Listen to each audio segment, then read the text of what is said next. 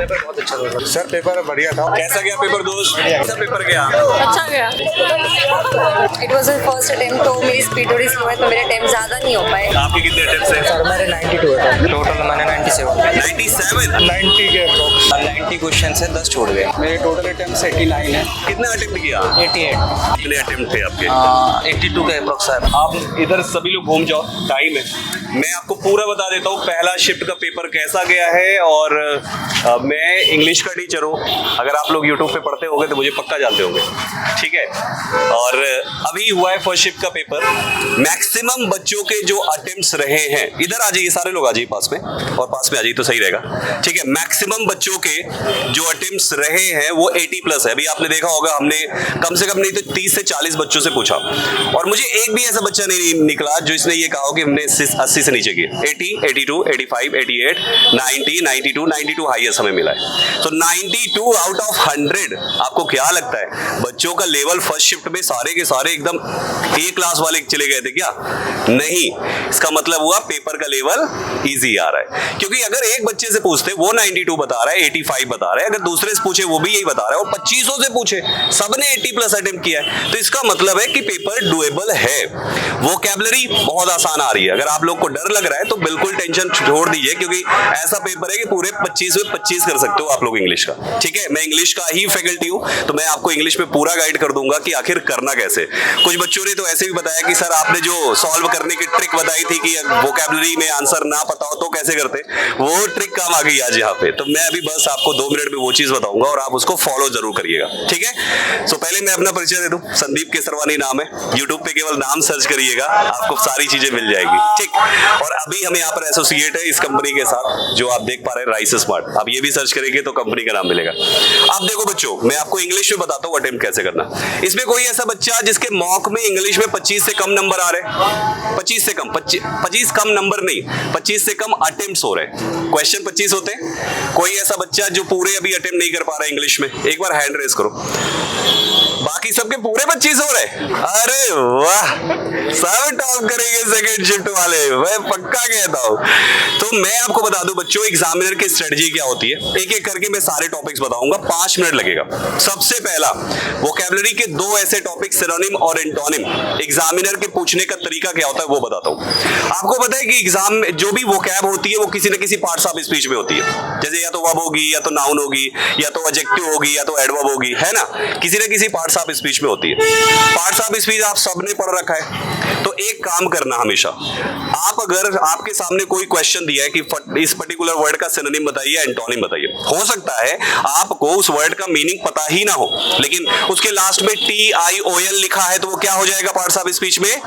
Noun हो जाएगा। बिल्कुल सही कहा। तो आप अगर पहचान गए कि जो वर्ड आपका पूछ रहा है सिनोनिम में वो नाउन है, तो आपको दिए हुए 4 ऑप्शन से नाउन चूज करना है। एक प्रश्न ऐसा था जिसमें 4 ऑप्शन में से एक ही नाउन था, जो अभी फर्स्ट शिफ्ट का हुआ है वही मैं आपको बता रहा हूं। 3 आपका एडजेक्टिव था, 1 नाउन था। बच्चे ने ये जुगाड़ सेट किया, सीधा वो नाउन टिक किया और वही आंसर भी था।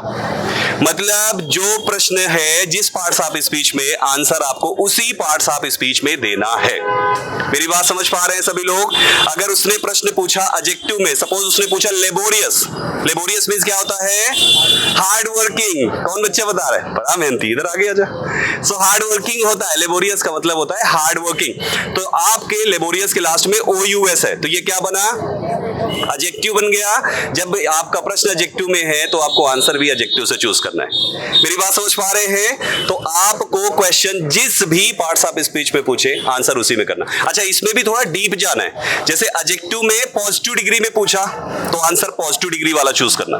एडजेक्टिव की कंपैरेटिव डिग्री पूछा तो कंपैरेटिव चूज करना। सुपरलेटिव पूछा तो सुपरलेटिव चूज करना। बात समझ पा रहे हो? ठीक है। ऐसे ही नाउन में अगर उसने प्रश्न पूछा कॉमन नाउन का, तो ऑप्शन भी कॉमन नाउन वाला होगा।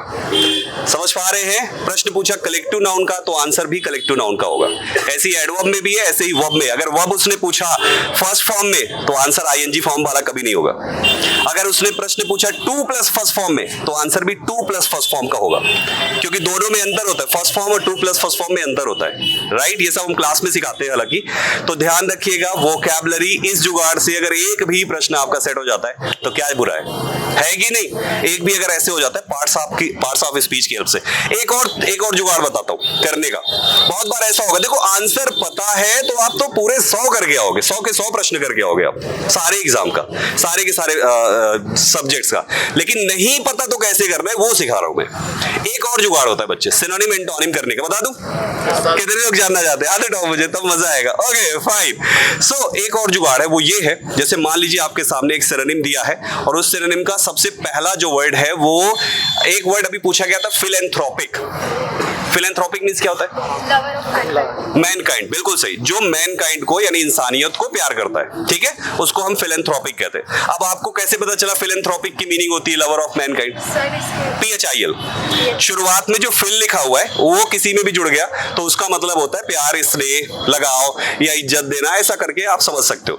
बहुत बार आपका पेपर ऐसा भी सेट होता है कि आपके 4 ऑप्शन है, आपको पता है दिया हुआ क्वेश्चन की मीनिंग है पॉजिटिव, क्योंकि किसी को प्यार करना बुरा नहीं है, इंसानियत से नफरत करना बुरा है, प्यार करना अच्छी बात है। तो आप अपने 4 ऑप्शंस देखो, उन 4 ऑप्शन में जिन जिन का मीनिंग कुछ नेगेटिव निकल गया है, जैसे कोई ऐसा वर्ड जो मैल से शुरू हो गया, MAL, मैल कंटेंट आ गया। अब आपको भले मीनिंग नहीं पता मैल कंटेंट का क्या है, लेकिन मैल आ गया तो समझ जाओ ये नेगेटिव मीनिंग है। एक और नेगेटिव कुछ हो गया, एक और नेगेटिव हो गया, मतलब 4 ऑप्शन में जो अकेला बढ़ गया वही आपका आंसर है। आपको मीनिंग पता हो चाहे ना पता हो। सिनोनिम में भी ये कर सकते हो, एंटोनिम में भी ये कर सकते हो। एंटोनिम पूछा उसने, 4 ऑप्शन दिए हुए हैं, 3 एक जैसे लग रहा है, एक अकेला पड़ रहा है, वही आंसर है। मेरी बात समझ पा रहे हो? अगर 2 पड़ गए तो मत टिक करना जय माता दी कौन सा लगा दूं, नहीं, एक अकेला पढ़ना चाहिए। एक अकेला पड़ गया।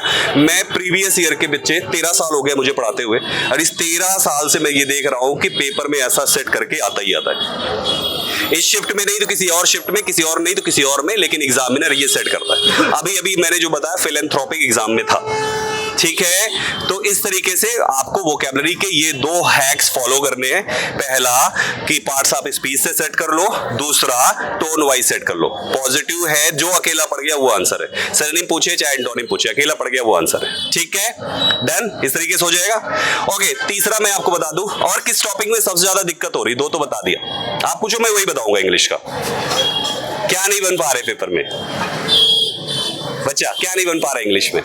सारे बन जा रहे, अरे वाह बहुत अच्छी बात है। कॉम्प्रिहेंशन सारे बन रहे हैं, बोलो इधर आ जाओ, आगे आ जाओ सभी, सारे बच्चे से। इधर पीछे क्यों खड़े हो, सभी आ जाओ इधर। कॉम्प्रिहेंशन मैं आपको बताता हूँ, सारे ही बता देता हूँ बच्चों। कॉम्प्रिहेंशन करने के एक बहुत ही सटीक तरीका है। जनरली बच्चे लोग क्या करते हैं, सीधा पैसेज खुला पढ़ना शुरू किए और फिर क्वेश्चन देख के ऑप्शन जब पढ़ते हैं तो समझ में नहीं आता तो खोजना शुरू कर देते हैं पैसेज में जाके। आप ऐसे मत करो, आप सबसे पहले क्वेश्चन सारे देख डालो। 5 प्रश्न आएंगे, पांचों एक एक करके देख डालो। आप पांचों देखोगे, आपको पता चल जाएगा कि आपको पैसेज से खोजना क्या है। अब पैसेज पढ़ने जाओ, तो इससे बेनिफिट क्या होगा, जो पहले पढ़ने पे टाइम वेस्ट होता है वो पूरा 2 मिनट सेव हो जाएगा आपका। समझ पा रहे हैं? तो जब आपको पहले पता होगा कि पैसेज पढ़ते समय आंसर क्या करना है, तो सब आप पैराग्राफ पढ़ रहे हो, अचानक से आपको मिला, रही ये तो तीसरा प्रश्न भी अभी पढ़ा था, तुरंत आंसर कर लो, फिर आगे पढ़ो, फिर आगे पढ़ो। जैसे जैसे मिलता जाए वैसे वैसे पढ़ते जाओ। अगर आपने क्वेश्चन पहले नहीं पढ़े, पैसेज पहले पढ़ रखा है, तो आपके साथ क्या होगा, पूरा पैसेज अगर आपने 2 मिनट पढ़ा तो 2 मिनट तक में आपको एक भी नंबर नहीं मिला। लेकिन क्वेश्चन पहले पढ़े होंगे तो 2 मिनट में 2-3 क्वेश्चन आप टिक कर चुके होंगे। मेरी बात समझ रहे हैं? तो हमेशा क्वेश्चन रीड करके ही पैसेज पढ़िएगा, आपके लिए बहुत टाइम सेव होगा। क्लोज टेस्ट अगर आया, इस बार पैराजंबल नहीं पूछा था फर्स्ट शिफ्ट में, लेकिन इसका मतलब ये नहीं कि आगे शिफ्ट्स में पैराजंबल नहीं पूछेगा, 100% पूछेगा, क्योंकि प्रीलिम्स का पार्ट है पैराजंबल, ठीक है। तो आपको पैराजंबल में क्या करना है, पेयर बनाना है बच्चों। कोई भी पेयर बनाना है, आपको 4 ऑप्शंस PQRS पढ़ना है, उसमें देखना है कि कोई ऐसा कि ही लिखा है तो देखो ही के लिए कहां मोहन सोहन राकेश लिखा हो, पेयर खोजो, एक पेयर बना लो, और जैसे ही एक पेयर बनता है सीधा चारों ऑप्शन देखो। पूरा अरेंज नहीं करना होता, एक पेयर बनाना है, सिंगल पेयर बनाओ। या तो ये देखो, मान लो कहीं पर लिखा हुआ है, जैसे मेरा नाम है संदीप केसरवानी, और एक सेंटेंस बनाया Sandeep Kesarwani is trying to do something, और दूसरा सेंटेंस लिखा हुआ है मिस्टर केसरवानी, तो आपको हमेशा ध्यान रखना है पूरा नाम पहले होगा, शॉर्ट हमेशा उसके बाद आएगा। 4 ऑप्शन पढ़ो, किसमें पूरा नाम पहले है, किसमें शॉर्ट है बाद है, जो इस ऑर्डर में है वही आपका आंसर हो जाएगा। आप 10 अरेंजमेंट करके देखना प्रीवियस ईयर के, मैं गारंटी के साथ कहता हूँ 4 तो ऐसे ही होते कि कि आप मात्र 5-7 सेकंड में कर लो, केवल इस ट्रिक से। ठीक है, तो अरेंजमेंट ऐसे करना है। इडियम्स एंड फ्रेजेस, जब भी इडियम्स पढ़ो, जो उसका वर्ड टू वर्ड मतलब है वो मीनिंग कभी जिंदगी में नहीं होता। जैसे उसमें लिखा हुआ है माई हैंड्स आर फुल, इसका क्या मतलब होता है? I am busy, I have lots of work, या आई एम बिजी। अब माई हैंड्स आर फुल का मतलब मेरे हाथ भरे हुए हैं, ना तो इसमें बिजी है ना कुछ है, लेकिन फिर भी मीनिंग क्या है? माई हैंड्स आर फुल का मतलब बिजी। अब जैसे मेरे हाथ देखो, मेरे हाथ में एक हाथ में माइक है और दूसरे हाथ में ये चाबी है, मतलब मेरे दोनों हाथ क्या है? फुल है, इसका मतलब मैं कुछ कर रहा हूं। मेरे खाली होंगे तो फ्री होऊंगा, हैंड्स फुल है इसका मतलब मैं बिजी हूं। तो हमेशा इस तरीके से इडियम्स की मीनिंग फाइंड आउट करने की कोशिश कीजिएगा, आपके लिए बहुत इजी होगा। इडियम्स करना पूरा डुएबल है। इडियम केवल एक पूछा गया था बस, सिनोनिम 4 थे, एंटोनिम एक भी नहीं था पहले शिफ्ट में, लेकिन ऐसा नहीं कि सेकंड शिफ्ट में नहीं होगा, एंटो पूछेगा दोस्तों। इसके बाद क्या आता है आपका?